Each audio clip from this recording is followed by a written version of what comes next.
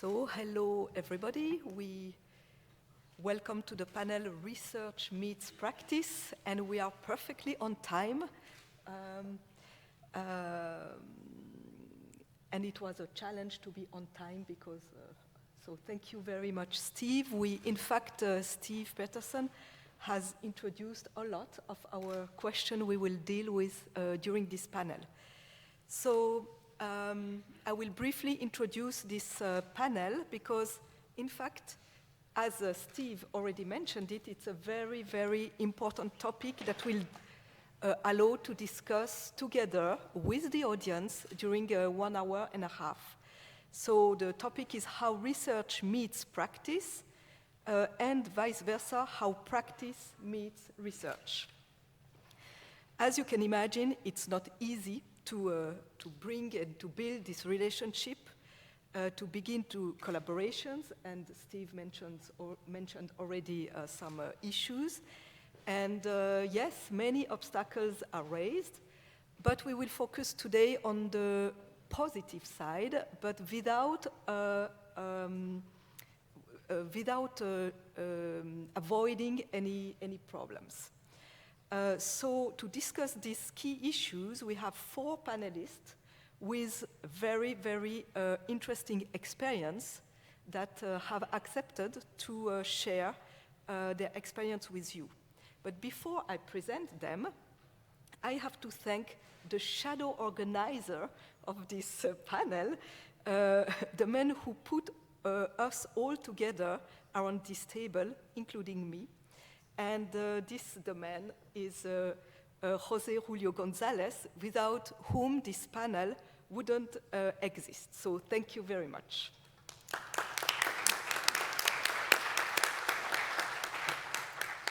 So on this panel, as you can see on the slide, we have very different profiles. We have one practitioner. So you already met Steve Peterson, so he gave his wonderful keynote, and you can see that as a practitioner, he has very good questions to address to researchers, and he has already an experience with research. He will tell us a lot about it today. And then we have here on my right, on your left, two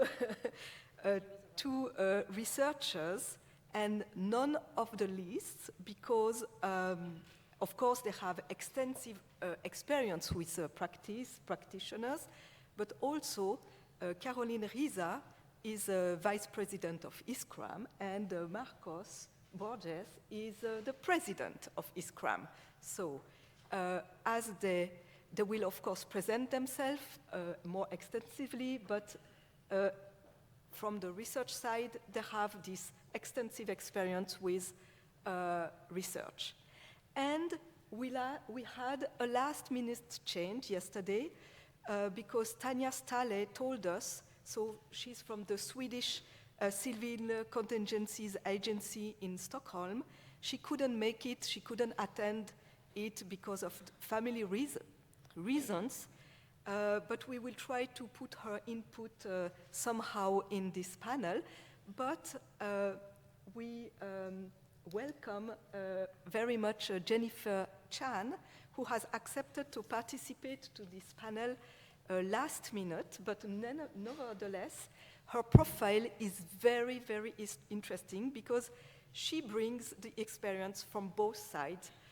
She's a researcher and a practitioner. And I guess her days are very long because to do both in the same time, and she will explain how.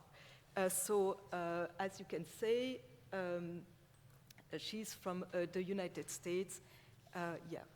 Oh, I haven't mentioned where you are from, but you will tell us. Yeah? Okay.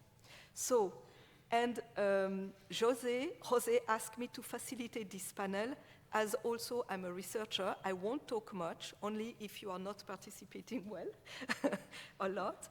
But as well, I have research experience with close collaboration with practice. So enough about the introduction, and let's start the panel. Can you... Oh, no, there is nobody. Donc, il faut que j'aille faire là. the question 1. So I will explain you a little bit how this panel will work. Oh yeah. Because we tried to make like a dynamic panel, not only like separate talks, and we will proceed with 3 moments, 3 questions, and each of the panelists will talk, will answer to this question for about 5 minutes. And then after this first round, we will open the floor to the audience, because of course in the audience you have also researchers who collaborate extensively with practitioners, and vice versa, practitioners who work a lot with researchers. So we would like also to have this moment, 10 minutes for the floor to the audience to engage with what has been said or comment more. And then we will go to with the same frame to the second question and the third question. So now let's go to if I can do it, yes. First question, very basic, in a way to introduce, each panelist will answer to give his experience or her experience in interacting with practitioners or researchers in order to go first introduce themselves and share first insight about their ideas and their experiences. So let me give the floor first to Steve, maybe, as a practitioner.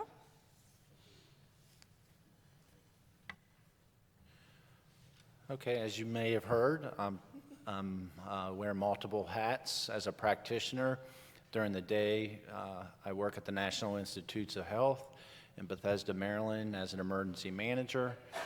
In my spare time afterwards, I am the digital volunteer team lead for Montgomery County's Community Emergency Response Team, its past president, and I've been responsible for 33 virtual activations with our CERT team. And do you want me to go ahead and begin answering the first question? Okay, all right. I've gained an appreciation over the years for what is deemed as the peer review process. Being unfamiliar with that in my career, attempting to write thorough, high-quality papers that are supposedly reviewed by my peers, it was somewhat daunting and challenging and time-consuming, but I understand why and learned a lot over the years, and I'm very appreciative that I've begun collaborating with some of the researchers out there to write some papers that have been accepted. So I gained a tremendous appreciation for the quality and necessity for the peer review process. Okay, thank you. Maybe Jennifer, you can add some of your experience and also present yourself, who you are and how you deal with both hats. So thanks all for coming to this session, and I wanted to thank the panelists in this group for inviting me. It's a true pleasure to be a part of this conversation. I have experience as a practitioner working with researchers. I'll talk a little bit about that, but I also have experience as a researcher working with practitioners. I see it as a hybrid professional role. It's a constant balance, but it's been unbelievably rewarding over the years. I began as a practitioner in 2005. I deployed to Hurricane Katrina and worked with the American Red Cross. And then over the years, I did primarily, before 2010, public health-related research and practice supporting Oxfam, a large international NGOs, but working a lot with local communities in El Salvador, in Mozambique, and in Ethiopia. I also, as a practitioner more recently, have been working in this realm of information management technology and crisis informatics. I built the crisis informatics program at NetHope with a lot of many wonderful people. and have now more regularly act as an advisor to NGOs, sometimes the United Nations, with respect to humanitarian information management and crisis informatics. As a researcher over the years, I've used field epidemiologic methods to understand public health crises. As a researcher, I currently work with some great collaborators who are here in the room, looking at how to extract health information using domain approaches to be able to extract information from large big data sets and primarily social media. My experience as a practitioner with researchers has been good. I've been in a lot of interviews with research teams asking me about my experiences, and that has been very helpful for me to reflect on the daily activities and the pressures and the dynamics that Steve has mentioned, so I appreciate those experiences with researchers. As a researcher, I work directly with local communities in very remote parts of Ethiopia. That has been instrumental in the way that I looked at public health and then transformed the way and my focus into information management and my continued respect and admiration for community resilience over the years. Thank you very much, Jennifer. What about Caroline? Lisa, maybe you can present yourself and explain your experience too. Hi everybody, so I am Caroline Riza. I am Associate Professor in Information and Communication Sciences in Telecom Paris Tech in France, which is an engineering school, but I am from the social sciences domain. I have been working since 2005 and even before when I was conducting my PhD on information and communication technologies, and more specifically how these technologies are used in a daily life by citizens, by institutions, or by professionals.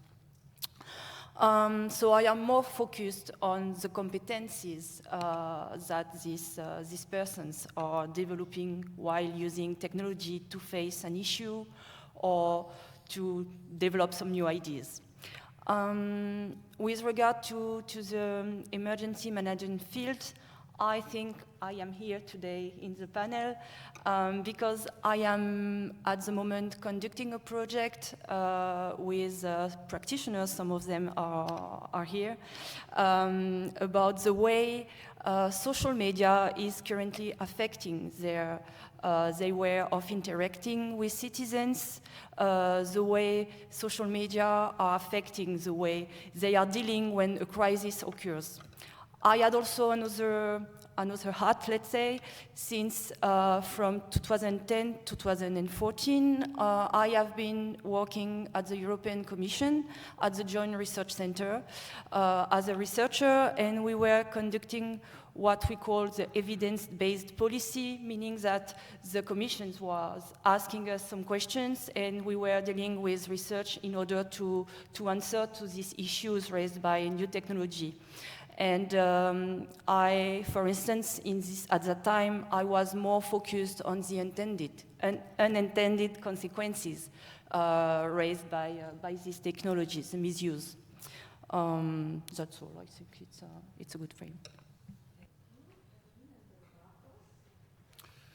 Okay, good morning. My name is Marcos Borges. As you know, I'm currently the president of ISCRAM, but I'm a professor at the Federal University of Rio de Janeiro in Brazil.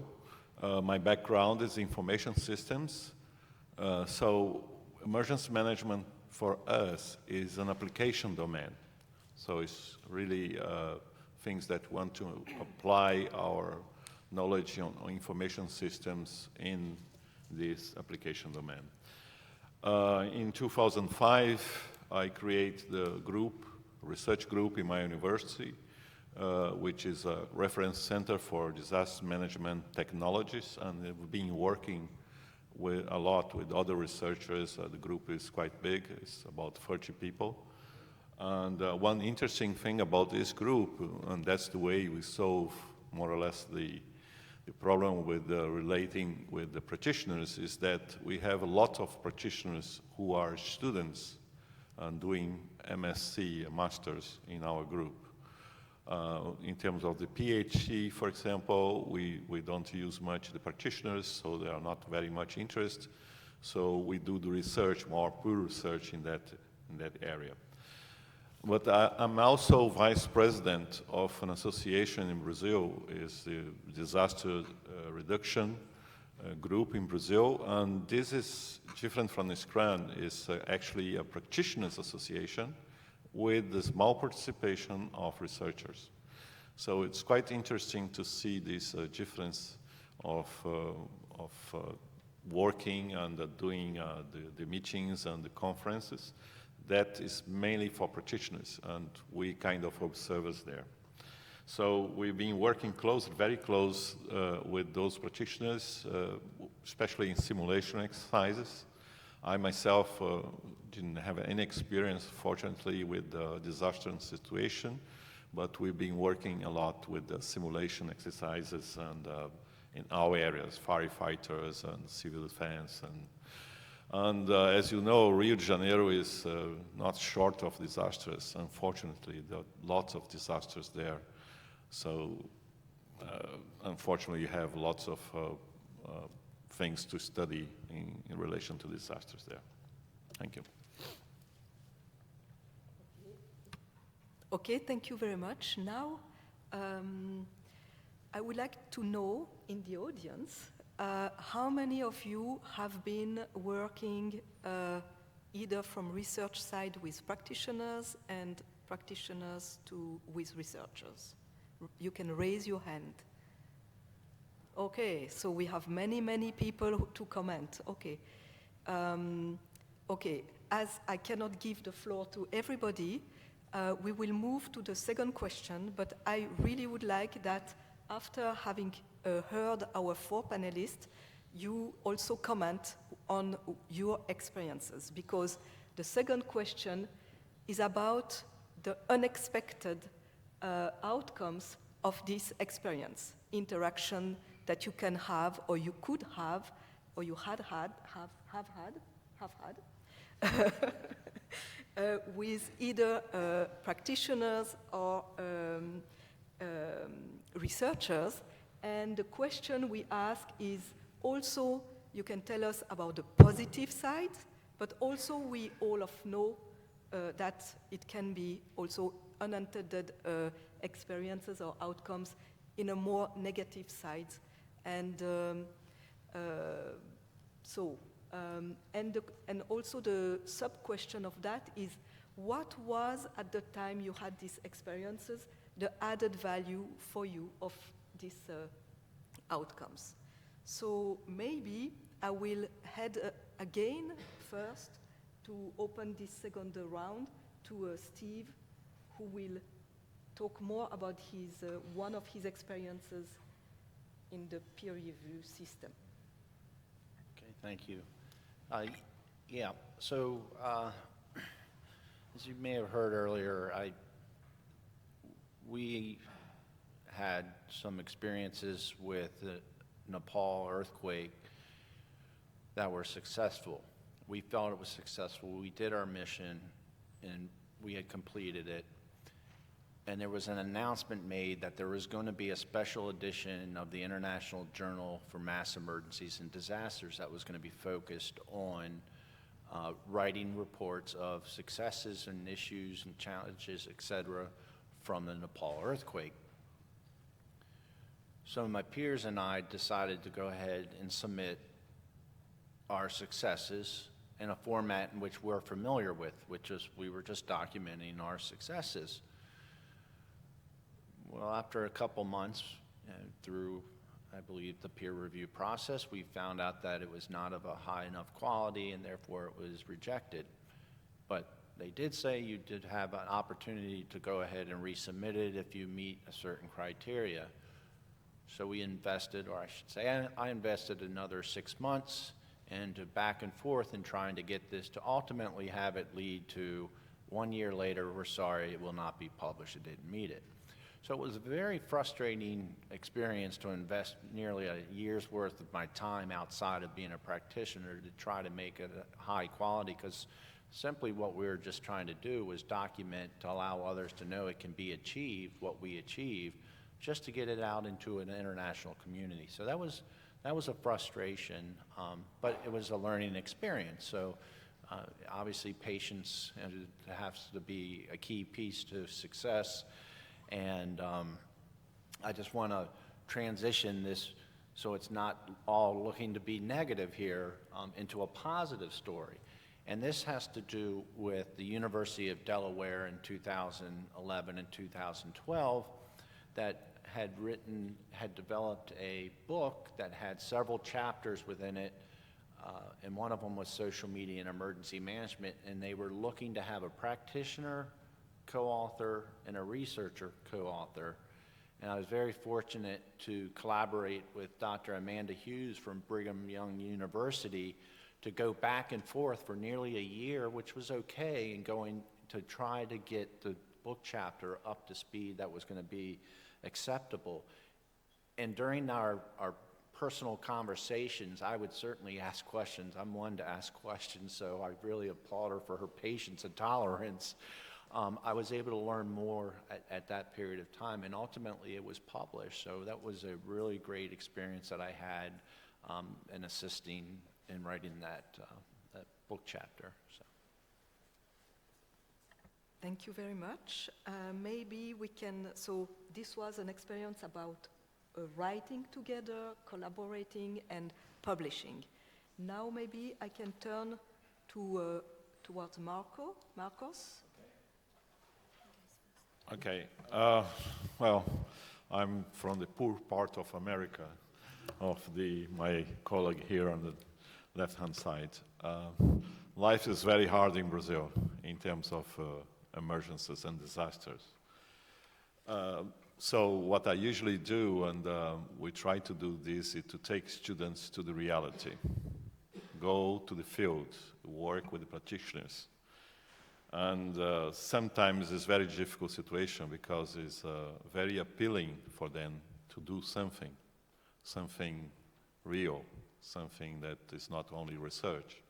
So have to keep pushing them back to the labs and say, well, you have a work to do here, research to do here.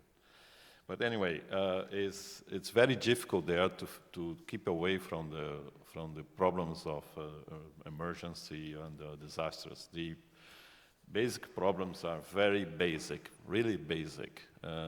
So if you're trying to sell research to them, especially more advanced research, they say, oh, it's quite interesting, but I have other problems to solve, immediate problems to solve. So that's one of the things that we find it difficult sometimes to do more advanced research in these settings. For example, disaster response is the main routine there. Forget about prevention.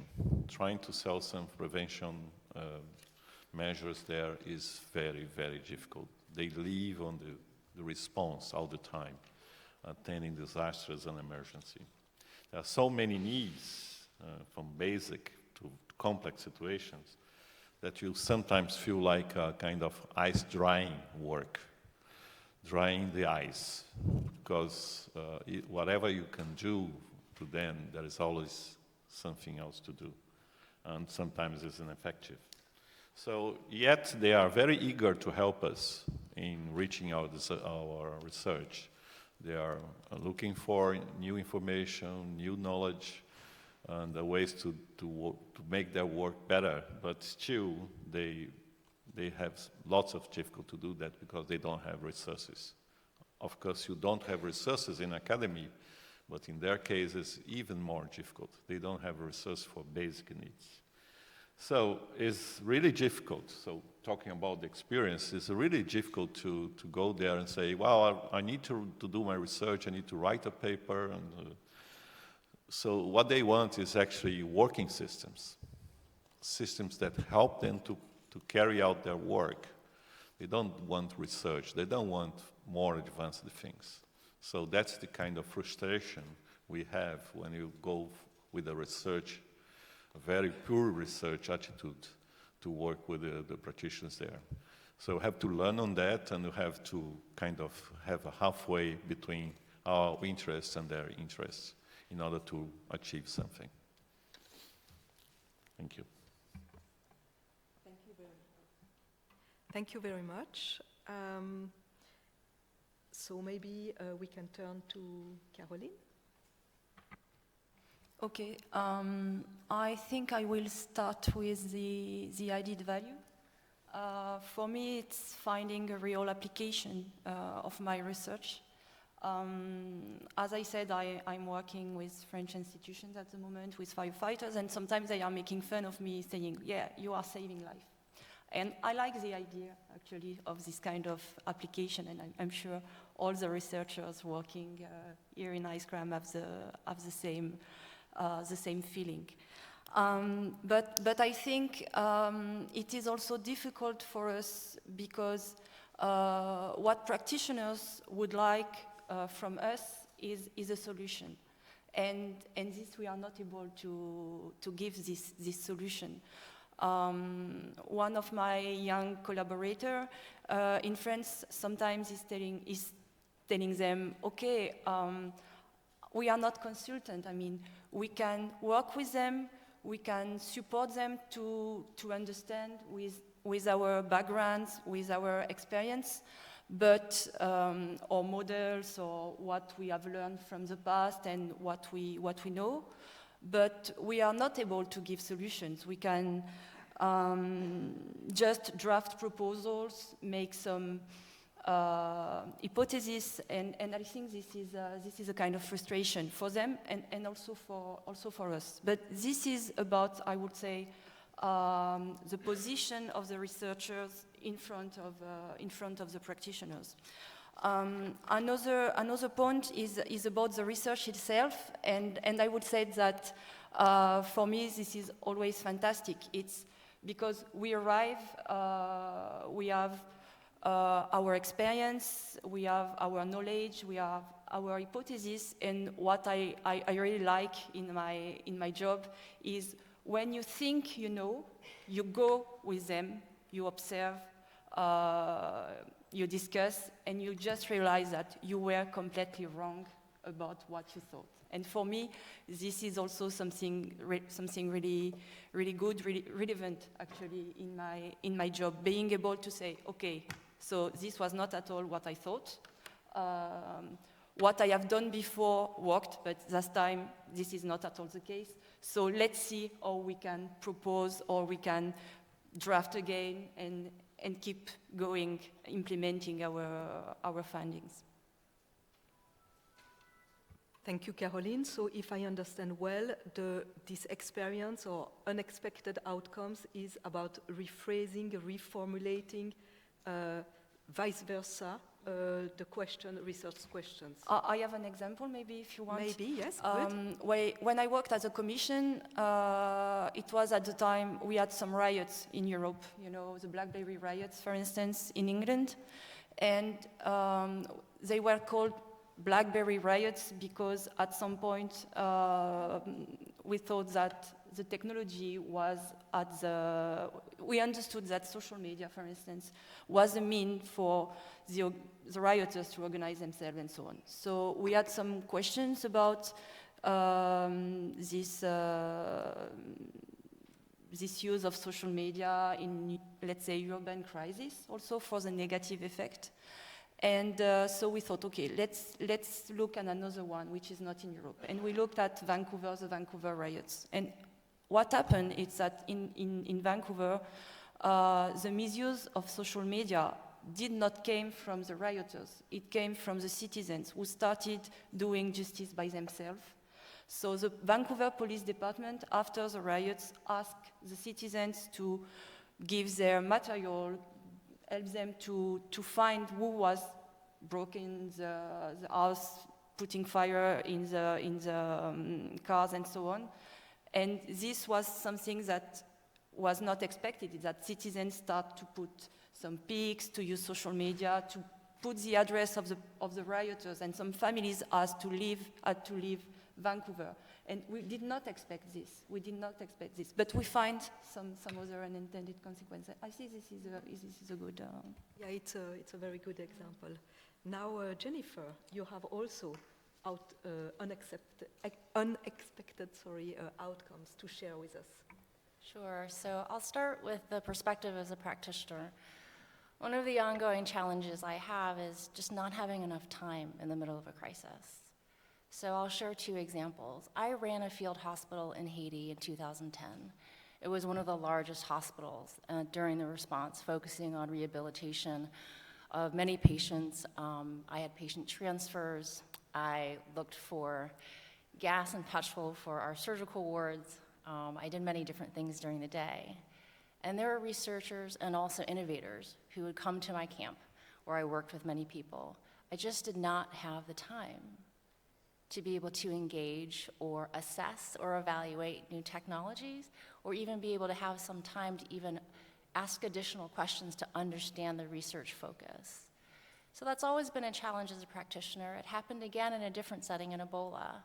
As I was building the crisis informatics team actually remotely, so I did not actually deploy during that time, I also didn't have time to make multiple 30-minute to 1-hour calls with multiple researchers during the multiple months of a crisis.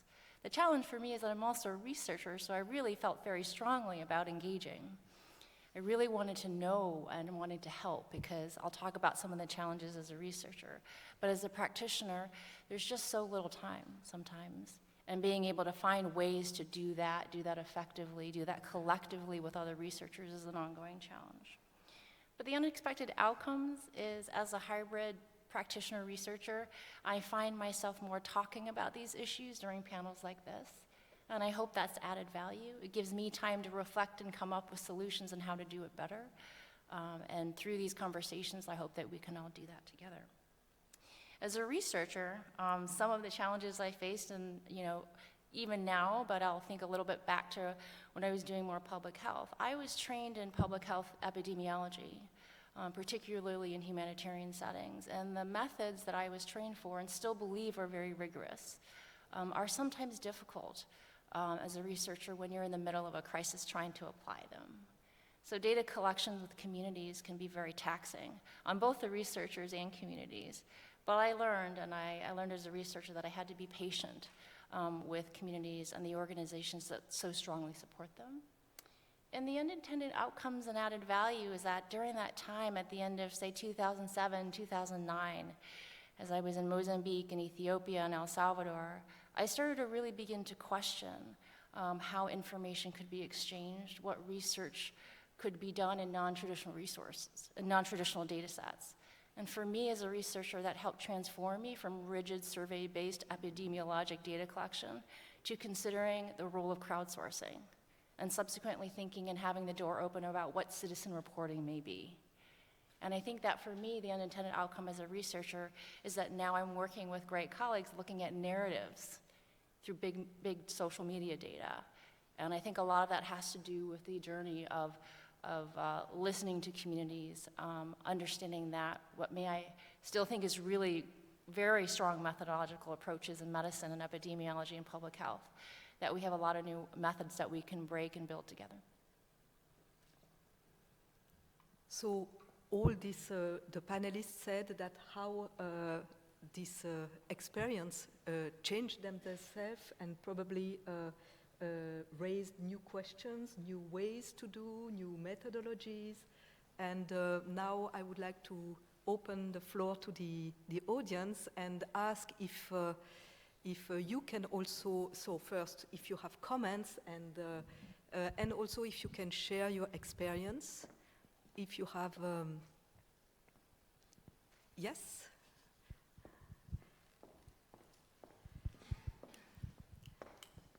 So please tell us your name and who you are, and then share. Thank you. Yes, thank you. I'm Guillaume Lambert from France, and I work for the French Ministry of Interior, so I'm here as a practitioner. I would like to share with you our view about the interest of calling to the researcher. In France, in the French Ministry of Interior, we have set up a looking forward function within the Ministry of Interior, and we have a fund to finance research projects. And our expectation and goals are both to get knowledge and, of course, apply result of that research. And when hearing at what the panel say so far, I've thought that maybe the missing link is the research, the companies' research and development laboratories. We have to integrate the whole ecosystem. We have on one side researchers, on the other side of the spectrum, practitioners, and in the middle we have companies. And so, in my opinion, the efficiency of that process is to have this kind of dialogue among the three kind of actors, and when we manage to gather this different part of the spectrum, I guess we can get some pretty good results. Thank you very much. Are there other comments? Maybe because I know in the room you raised a lot your hands. I can turn. I see Zeno at the back. You have extensive experience with veterans. Also, Monica, you have also experience. Maybe you can share them. Hmm?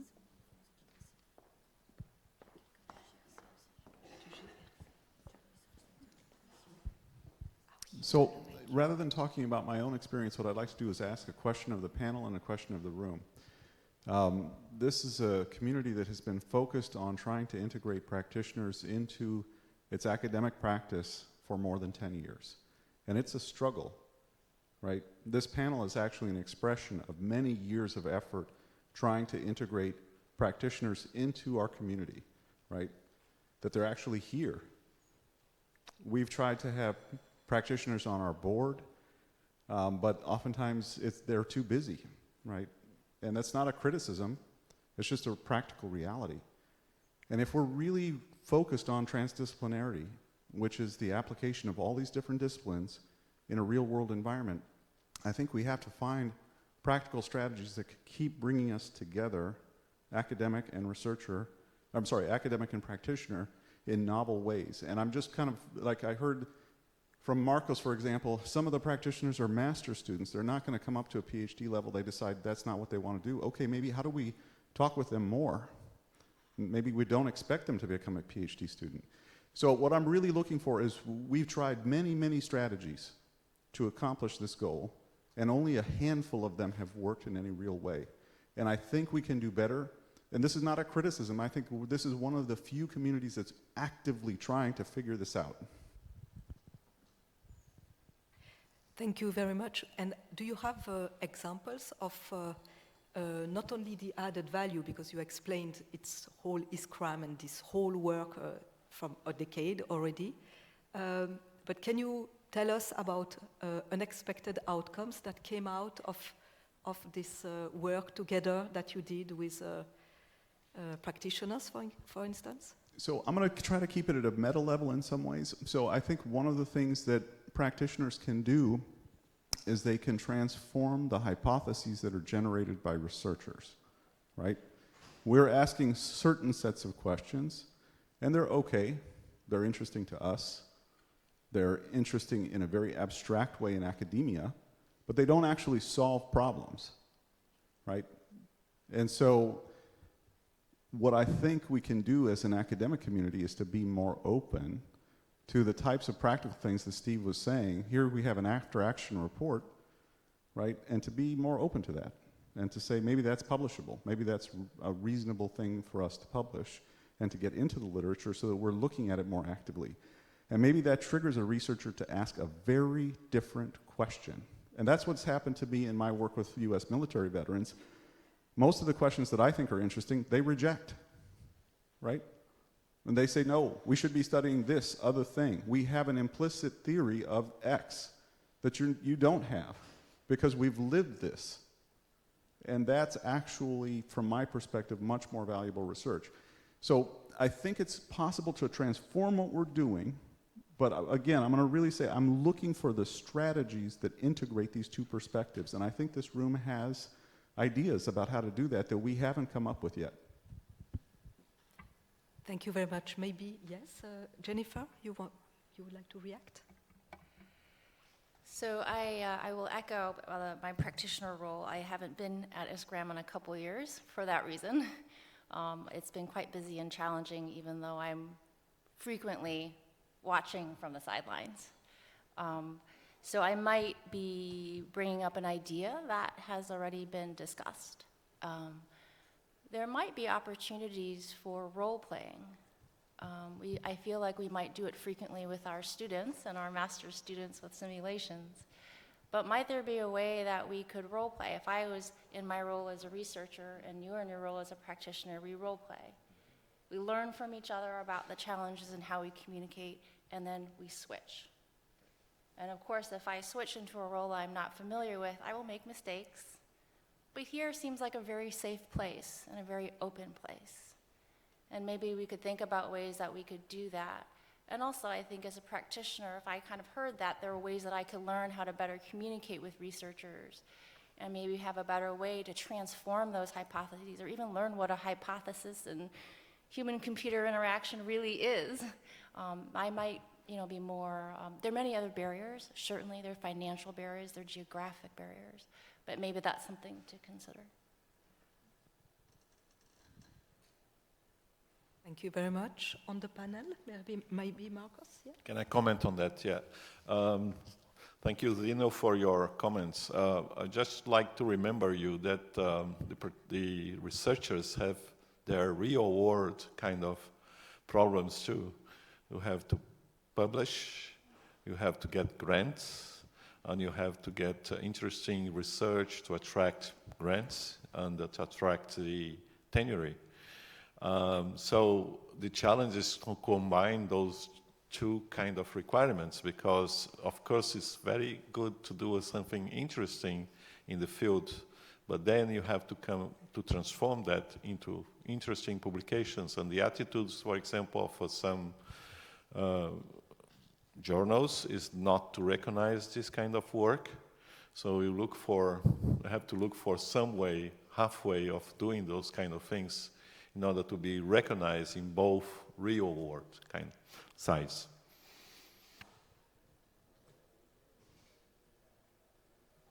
Thank you. Maybe more comments? Monica, please. Wait for the micro, please.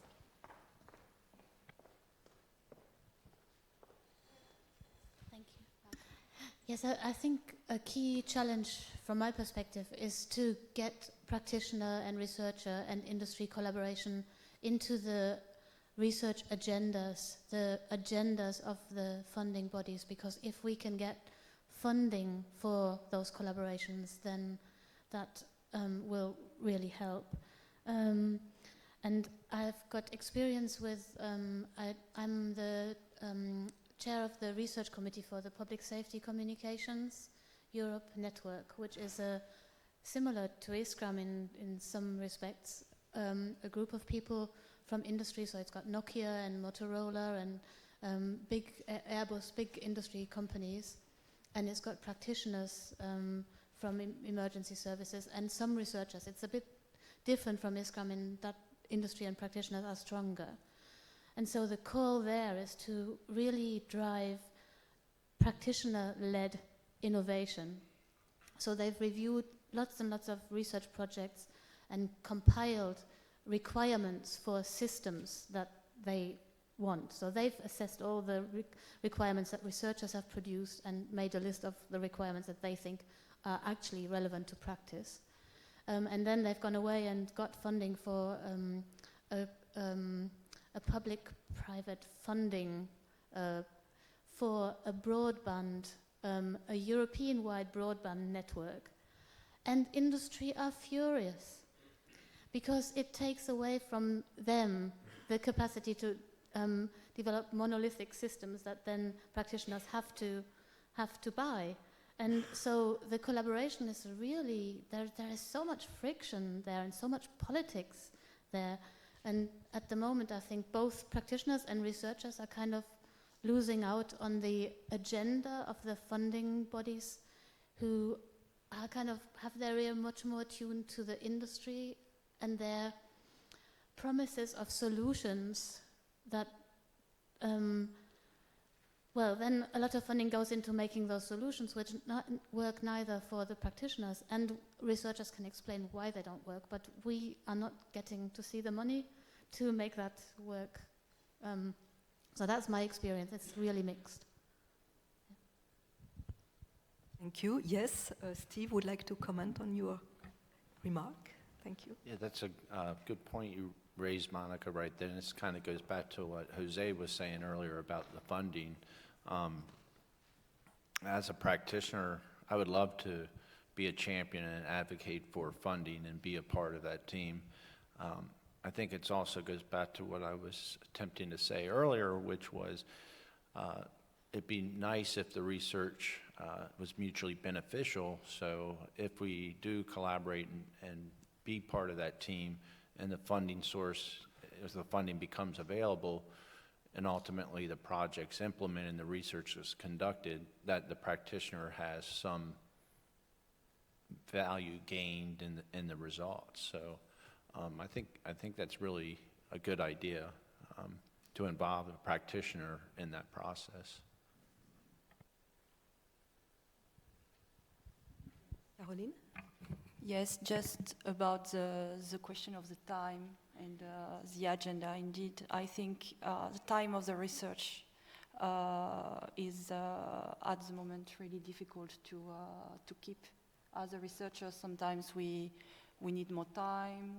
And we have this pressure for our own evaluation, because, as you said, we are stressed to publish, and also the time with the collaboration with practitioners, and I thought we talked a lot about this, when you have to get the report, but you still need sometimes to, understand, get back to your notes, and so this is also a difficulty, methodological difficulty, I think, this question of the time, because the times are different, because it's not the same reality, as you said. Anybody else in the room? Yes, would like to share? Yes, I am still José Julio González, and this time I will speak about the added value and the unexpected outcomes in relation to a European project financed by the security program. It was called Smart Material Resilience, and several people in this room were also members of that, including, for instance, Tecnun in Spain. The added value, as we work together with cities in delivering a proposal for resilience management guidelines for Europe. And the cities were beneficiaries in the project, that is, they funded their participation. In addition, from the staff, from the cities who were funded, the cities engage different kinds of first responders, firefighters, police, medical services, and so on. And we analyze how to proceed to improve resilience using the cities as, we call it, vertebra in an emerging resilience backbone. The added value was, of course, that by collaborating tightly with practitioners, they added significant knowledge that is not easily available. We call it tacit knowledge. They were participants in the whole process, in the co-creations of the tools that we needed to develop resilience management guidelines, and the resilience management, also in the guidelines themselves, and also standards that were proposed. By the standards of the European Union, the project was a success. It was deemed a highly successful one. So what was the unexpected outcome? Well, the unexpected outcome was that the practitioners, the cities who participated, the people who really work with the problems, told us the real problem now we recognize is that we are divided in silos in the cities that don't communicate well. In order to eliminate these silos, we need political decisions. And the politicians were not very much involved in the process. They just came to the inaugurate or to greet the participants and said, that's great what you are doing, but they didn't show a very strong interest and engagement during the process. So we have solved, in a sense, that problem. We have developed resilience management guidelines, but the politicians need to change, they need to make decisions, and they need to engage more in that. So how do we achieve that? Yeah, good question. Maybe some of you would like to react to that? Yeah, I'll react to it. I don't have a solution for it, but my response and my experience is no matter how much we want to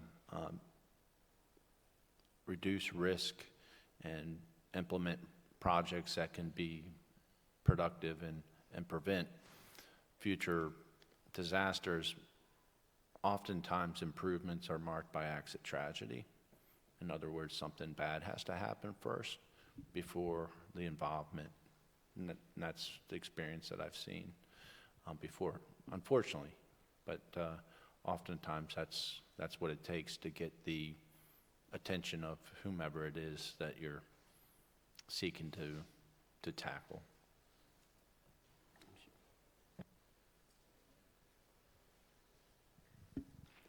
Maybe other people wanted to yes. And in the front, yes, Paolo, I think.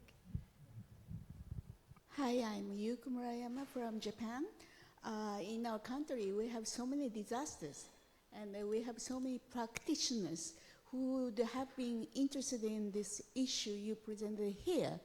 But the problem in our country is they only speak Japanese. You see, local practitioners know what they fail, and those facts are very important for research, but it's very difficult for them to present. So probably we researchers get in there and try and report what they have done.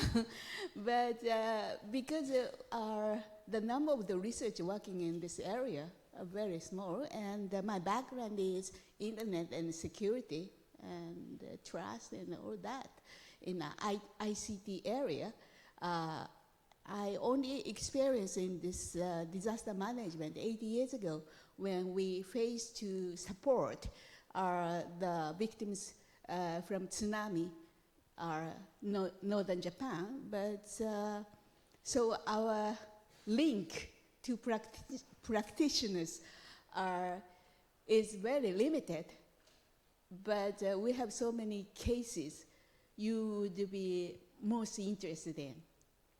So that is a fact. We take that as an invitation. Thank you. I think in the back, yes, Paolo, and okay. Maybe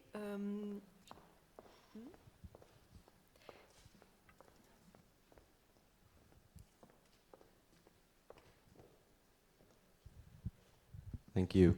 Yeah, hello everyone. So I'm João Porto de Albuquerque from the University of Warwick. And I think I have two comments to do. One which are reflected to my experience, and then I would like to ask also the opinion of the panelists if this resonates with your experience of working with practitioners. First point is I liked a lot Caroline's comments about the temporality and time. I think one of the challenges I have had, I've been working with practitioners in disaster risk reduction and early warning, mostly in early warning centers, actually. So a little bit less of the emergency management, but actually a different temporality, and also humanitarian organizations. And one big difficulty is about time. That things happen in different worlds. And in the academic worlds, as Marcus was saying and Caroline was saying, we have specific temporalities that have to do with projects and with potentially students and things like that. And actually, the humanitarian organizations have a completely different temporality of reacting to things and wanting things done. And similarly, I think in the emergency management and in other organizations. So one big challenge is about how to cope with these different temporalities. I think one is to have a more sustained engagement and try to think about longer term types of relationships that will eventually produce more focused projects. But then there is a second challenge that I would like to highlight and then ask opinion of the panel, which is about language, which is something was also touched upon by Yuko. Language, not only kind of like the spoken language we have, but also the types of specific silhouette knowledge that different practitioners actually have and researchers. And then maybe like as a kind of like provocation, actually, maybe we have to not think of practitioners as a one term, as a one, a homogeneous group, but actually we are talking about a number of stakeholders and a number of different types of practitioners here, which actually should include not only professional organizations, but also volunteers, but also communities. And these are all different types of stakeholders actually to be engaged in the research agendas. And actually this multiplies the challenges we've been talking about a little bit, but I think that's quite a key point. And one of the points that touched the added value for me has been to work that different stakeholders that don't talk to each other, when you bring a research perspective, you have the opportunity and the occasion for allowing dialogue. So I think like promoting dialogue across different stakeholders has been for me a very interesting added value, or I suppose also from the practitioner side. How to do that, it's quite challenging, how to fit with the temporalities in the funding schemes, but when it works, and I think like it's a matter of transdisciplinary methods and of keeping links and cultivating relationships as we are doing in this community. But when it works, can be very rewarding, I think. So putting back this as a question to the panel, what are your experiences about these different types of stakeholders, languages, and bridging the different worlds in this area? Thank you very much for your question. In fact, it leads to our third question, which is about good practices and tools. But maybe before we hold it, okay, and keep it in mind, I wanted to turn, maybe give the floor to somebody from Facebook. Sorry, I heard your talk yesterday. You cannot escape this, but maybe can you share also your experience or unexpected outcomes with, because I'm sure you work with researchers. Your talk was full of questions, or maybe you define yourself as researchers. So maybe if you can just give a word about your experience. Yeah, happily. Alex Dow from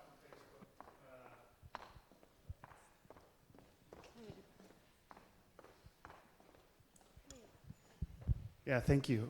I'm Alex Dow from Facebook.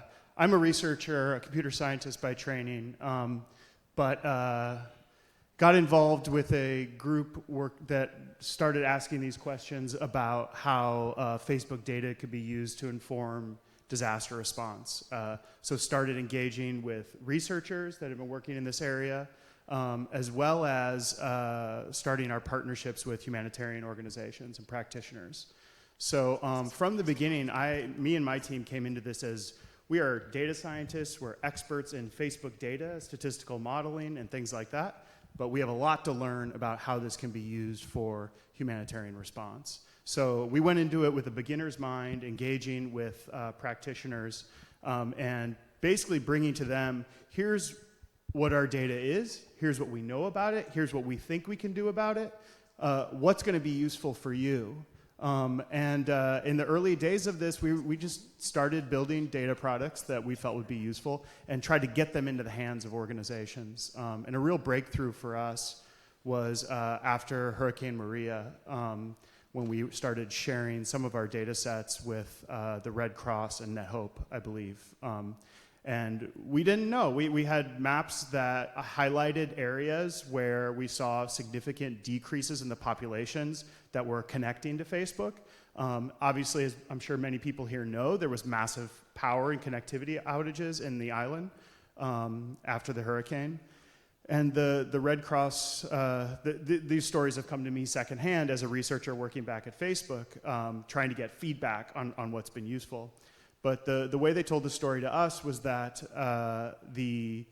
they wanted to deploy mobile Wi-Fi hotspots so that people could connect to the internet and let friends and family know how they were doing. And so they started driving out in uncertain roads with these satellite hookups. And I think there was a story of the first day spending all day to get to one city that they thought would be a great place to deploy these hotspots, to get there to only realize that network connectivity had already been restored. So that was the first time they had our maps in hand and started looking at them to inform what they were going to do. And so what these maps did was highlight areas that were typically having a high population connecting to the internet, but which we weren't seeing any connections. So they used this to put together a more optimal route that found places not only with high concentrations of people, but which were clearly not getting any current internet connection. And so use this to plot their routes through the day. And so that was my first interaction with practitioners that really informed, how we could make decisions that would be valuable to them. Thank you very much. You want to comment, Jennifer? And then we will lead to our third question that will answer, and we have taken notes. We don't forget your comments and very good insights. Paolo. Just a brief comment. I was the crisis informatics temporary coordinator for those mobile hotspots, at least from the NetHope response. So it's great to have this feedback. Because as a practitioner, I wasn't the one who was doing the mapping and pulling the data, but I was there coordinating, our portfolio of response activities. And so I just wanted to share that. And I think it's been great to kind of hear your perspective, and it was a learning experience for us and our team to figure out how to best use it and give feedback. Also, with Facebook's Information is Aid program, post-Maria, I was doing the user-centered design, but behind that with the teams. And so it's been a great experience as a practitioner to be able to learn and give feedback and struggle and do it together. I did want to also share, hopefully, if it's okay, it's been really interesting. As a researcher, I've come together with the Facebook and our other partners at NetHope, and we're now actually working together collaboratively, where I believe Facebook was a catalyst. We started talking about whether or not Facebook data could actually help us predict the next cholera outbreak after the Mozambique cyclones. We realized that there were some limitations in that data, but in my personal opinion, it's that connectedness and our relationships that we've had with Facebook and our other partners, that we moved on to continue to build cholera risk models. Even though the existing data for Mozambique was somewhat limited, I believe that Facebook acted as a catalyst for researchers and practitioners to come together and move forward. And now we're in the process as researchers moving into fast-track publications. So just a little bit of additional maybe feedback. So. The feedback on the feedback. Thank you very much. So now we will go to our last question, which is about, so according to the experience you shared with us, can you give us and to the audience a list of good practice that you would recommend in order to have a good experience? So, in fact, we had one of these already, but maybe I will give the floor again to Steve. I'll give an example in a moment. For the gentleman who asked the question about the translation, from my personal experience, my definition of translation is translating all the terminology that is used within the research community into layman terms in which the practitioners can understand, methodological frameworks, hypothetical, etc. We're looking at it from a different perspective, and it would be nice if the terms that are used that are understandable within the research community were converted to more understandable for the practitioner community. And also another potential solution goes also back to what Zeno said earlier, is maybe there should be consideration given for a liaison or someone that kind of feels that balance, such as Jennifer here is one of the prime examples, is someone who has an understanding or an appreciation and can champion both, and find more allies like that to make that connection a little bit more stronger. So that was to that. In terms of my experience, in July 2016, I had the fortune to be on a working group for a special IRB, Institutional Review Board, considerations and review of disaster-related research. This was comprised of bioethicists, academic researchers, disaster responders, survivors, local, state, federal representatives, and IRB and regulatory experts, and community advocates. It was a diverse audience, and I got to experience firsthand what a PI was, and they put us in a back room, and we worked collectively, each of us. There was 4 groups in different sections in this building that worked through disaster scenarios and how the IRB process worked. And there was back and forth debates, you know, a little bit of button heads, because I want it now from the practitioner perspective, and they want to make sure we're in compliance with this, that, and the other. And it was like, wow, by the end of 2 days, it was fantastic. It developed 15 recommendations that came out of this working group that was published in, I got the journal in my backpack, but it was published not too long ago, that provides recommendations. And one of them was, that we concluded, was having disaster researchers consider developing pre-event generic protocols for provisional approval by local IRBs, as well as a flexible modular template protocols prior to disasters, which may facilitate protocol coordination and submission for approval after a disaster.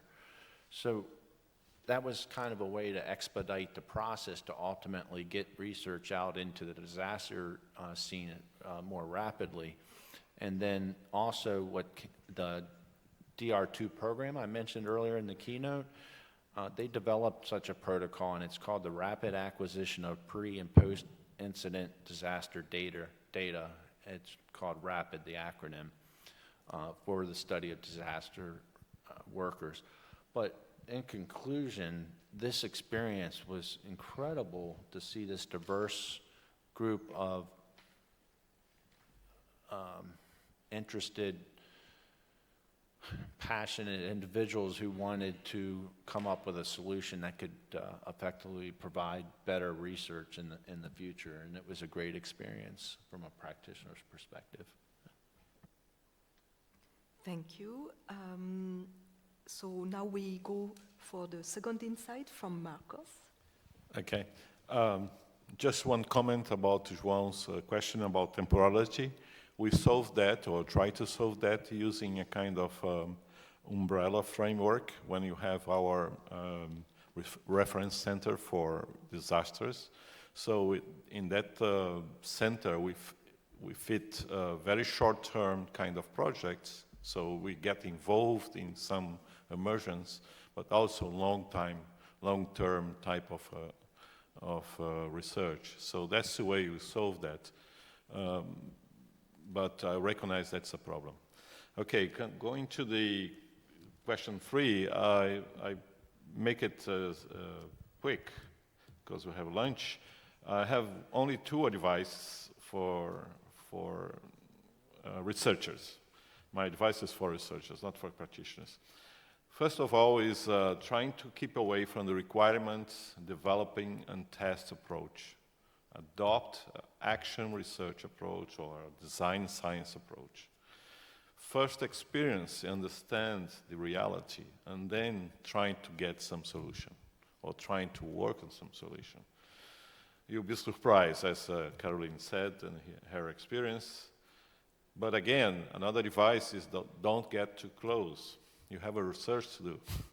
It's appealing, it's very appealing when you have a real problem to work with and to get too much involved. And unfortunately, that is a requirement on the research side, that you have a work to do, research to do, or finalize your research or your thesis. So the second good practice I'd like to recommend is, and that's a kind of controversial, but I will say anyway, don't treat practitioners as subjects. I mean, don't go there, get your answers, and disappear. That is, I noticed that in many cases, that is reality. People go there, make an experiment, use the practitioners, and okay, thank you very much, and I have my thesis, and goodbye. So what I'm trying to do is to avoid the get and leave attitude. Really involve practitioners in your research as a kind of participatory design. And most important, provide some feedback. Go back after you have done your work and give you some feedback. That's it. Thank you. Thank you, Marcos. Yes, I think you raised the good point about the good distance, have the good distance between stakeholders. I prefer as well the stakeholders word than practitioner. And also because as a researcher, if I may add, your research interest can evolve, but the stakeholders are in their job and it's a mission and it doesn't evolve in the same way than the others, if I understood well. So I think it's a very key point, and it refers also to the time issues that we were raising. Let's turn now to the proposition of the answer of Caroline. Taking into account what we have said before and what you just said also, Marcos, it's a lot of discussion about these research practitioners' involvement, interactions. I would say that the co-construction of the project or the co-construction of the research is a sine qua non condition. So this is for the both side, or maybe the third side if we also try to integrate other stakeholders or companies, or okay, just co-construct, try to build something with the other. Don't just arrive with what you want to do. I would say that from a researcher perspective, you have to be able to understand what is at stake in the institution, or what is at stake for the practitioners you are working with. I think this is really important, because like this, it's only like this that you can really somehow address their issues, respond maybe to their question of some of their questions with a good distance, Marcos, promise.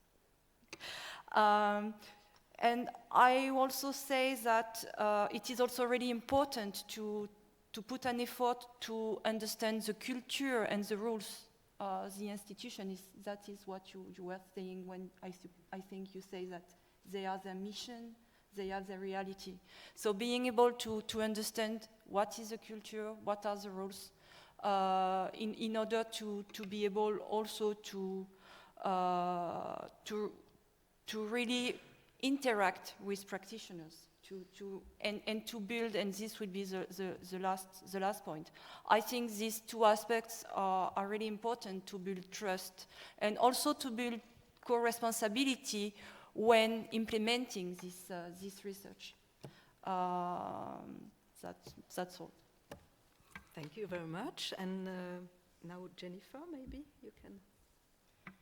I echo a lot of the perspectives and comments of my fellow panelists. One thing that comes to my mind is, for both as a practitioner and as a researcher, is a courage toward transparency. And courage comes from the panelist who couldn't be here today, Tanya, so I attribute her. But transparency, I think, really builds trust. So as a practitioner, I encourage people to be transparent about your timelines and be really honest about your lack of resources. Because as a practitioner, we just have them. We may not know how to express when we hit roadblocks, but as we can learn to do that better, our researchers will begin to understand when we can and cannot, engage, or what data sets we have time to share in what format. And I think, like what much has been said, the transparency around being a researcher. We have pressures, so many of us, to make tenure, to publish. But the more that we can describe that to practitioners in a way that they can understand, oftentimes we might be, in a position of difference, but we'll have a deeper level of respect. And in the future, what I've seen is even though we can't always meet each other in the middle, we actually tend to find really creative solutions to help each other. So my last comment would be attribution through a journey. So for some practitioners, just recognizing them, giving them feedback, and also for the future is to bring practitioners into the peer review process when they want to, and in a format that we think we can advocate within academia for the added value of their role as equals in the peer review process.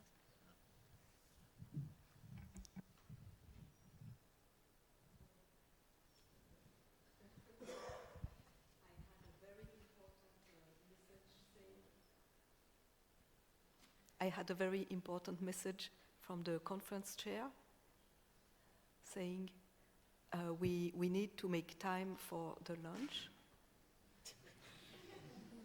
Yeah, we have lunch at, I knew, I'm Swiss in fact, so I have like a clock in my building myself. And so I was aware that, yes, we have to now, so 15 minutes before concluding, I would like really to open again the floor to the audience. And if you have remarks or want to share experience about these last questions about tools or good practices, please raise your hands. Okay, so somebody on the back, yes? Yeah. First, I'd like to thank the panel. I think all of your comments resonate in one way or another. My name's Jake Graham. I'm from Penn State University. I am a professor of practice. I have found myself on both sides of this debate. Before I joined the faculty, I had retired from the Marine Corps after 26 and a half years. And my last year in the Marine Corps, I was part of a working group looking at the effects of IEDs in Iraq. And some researchers from ONR, Office of Naval Research, joined our working group. And it was a very frustrating initial experience in that the researchers came with hypotheses already formed. And they came with their vision of what they thought was important to research. And it took going over their head to change that and actually bring in a different set of researchers to actually research what we believed as practitioners needed to be researched. So that was the one side. I retired from the Marine Corps, and as a professor of practice, my job was to bridge theory to practice. I teach security and risk analysis, intelligence analytics. But my first research project that I was part of was to do an IED study. And now I am on the research side of doing the same problem that I was trying to find solutions for as a practitioner. Except that in this 5-year study, I spent the first year trying to convince my esteemed colleagues that we were looking at the wrong set of problems. So my point is that we need to be more inductive in the way we approach these problems. Communication, attribution, trust, understanding the lexicon, and getting on level playing ground so that we know as practitioners what it is we need, and then as researchers what it is the practitioners need, so that we're on common ground. When we do research for the sake of research, to promote our own individual agenda, we sometimes miss what is actually needed. So I think this has been a great panel, and all of your comments have resonated. Thank you. Thank you very much. Maybe a last a comment because we have the time, and I will just make a word of conclusion after your comment. Yes? Hi, thank you, great panel. And I'll follow up actually, thanks John, you touched upon that point. We haven't really talked about practitioners' incentive to participate. So when we especially see this, it came in the workshop as well, in the first workshop, that actually we researchers get funding, and therefore we get that incentive to, of course, run that research, get the papers and the grants and be done. But what about the practitioners, in the sense that they commit their time and resources to help us, but what is a proper institutionalized mechanism to incentivize them as well? When research failed and not succeeded as expected in terms of okay, we're gonna solve this problem really together, but that doesn't happen. So, and likewise the other case when it succeeded and it happened, but now the challenge is how we really turn it into more and translate into more proper incentive for the practitioner side.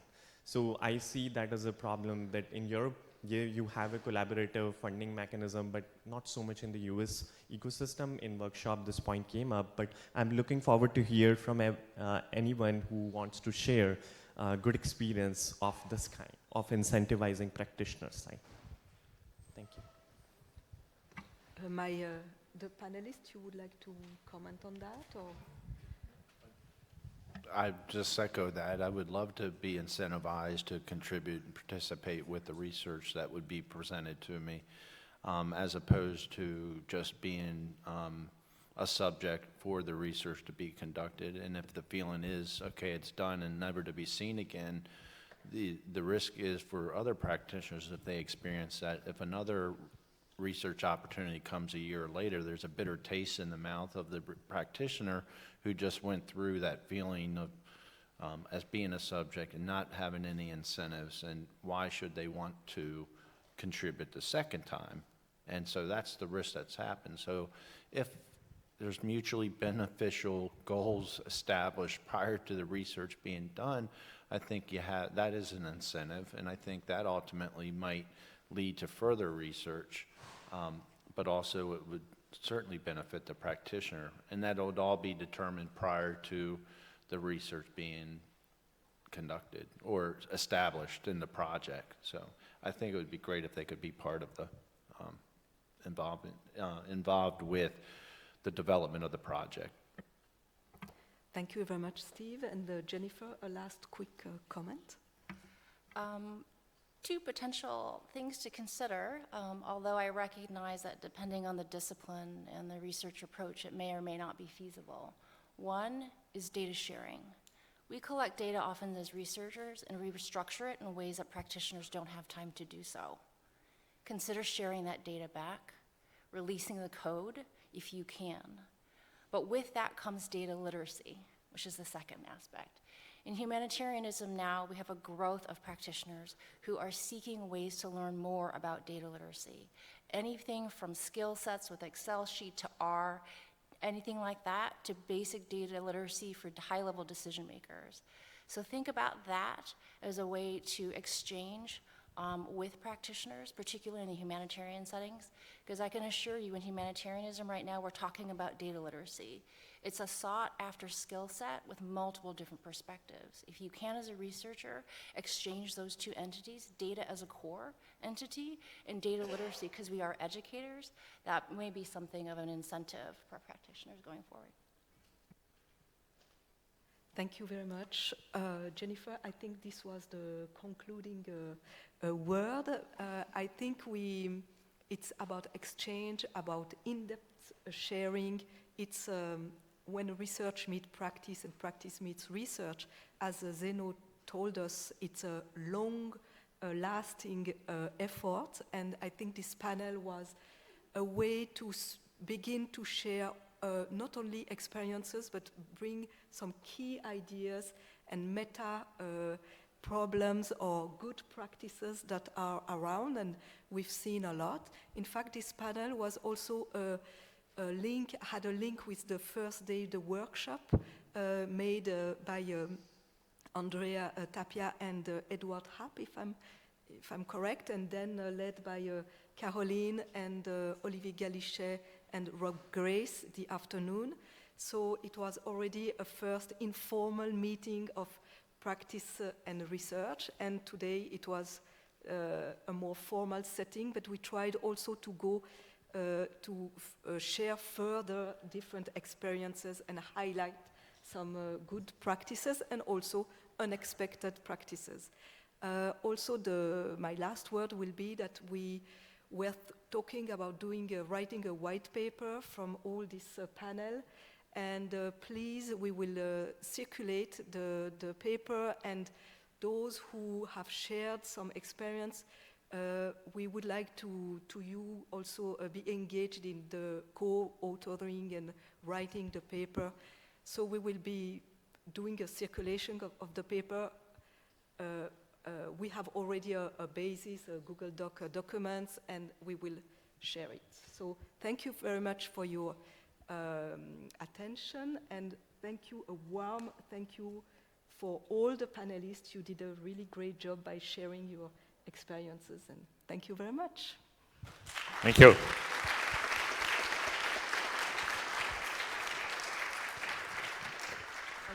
And now I think it's lunchtime, so at the Galileo Galilei, right?